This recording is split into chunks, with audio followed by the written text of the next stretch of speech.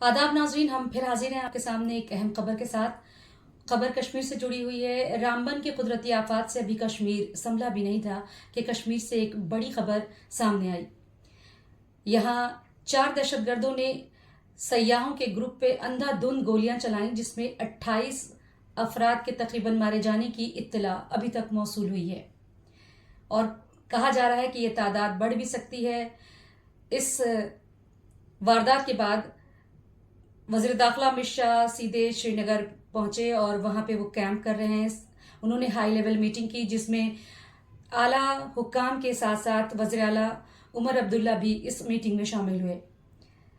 वज़ीर आला उमर अब्दुल्ला ने कहा है कि जिस तरह का अब तक हमने दहशतगर्दाना हमला देखा है, उससे ये कहीं बिल्कुल भी मुख्तलिफ है और इसमें जो महलूकीन है उनकी तादाद बढ़ती जा रही है, या अभी हम किसी भी तरीके से सही तादाद का पता नहीं लगा पा रहे हैं और अभी तादाद का तयन नहीं किया जा सका है।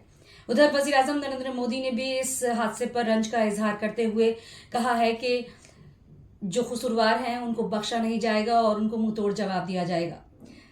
मुल्क में अमरीकी नायब सदर भी हैं और उन्होंने भी इस सानहे पर रंज व गम का इजहार किया है और कहा है कि उनकी सारी जो हमदर्दी है वो महलूकीन के घर वालों के साथ है। आज का आपके लिए सवाल है कि क्या इस तरह के वहशियाना दहशतगर्दाना हमले के साथ किस तरह की कार्रवाई हुकूमत हिंद को करनी चाहिए, या जो भी इसके साथ मुलव्विस हैं, क्योंकि इनके जो जिम्मेदार हैं उनको सख्त से सख्त सजा मिलनी चाहिए, क्योंकि जो भी इस हादसे का शिकार हुए हैं वो बिल्कुल भी इसमें कसूरवार नहीं है या उनका कोई कसूर नहीं था। वो तो सयाह थे और घूमने आए हुए थे।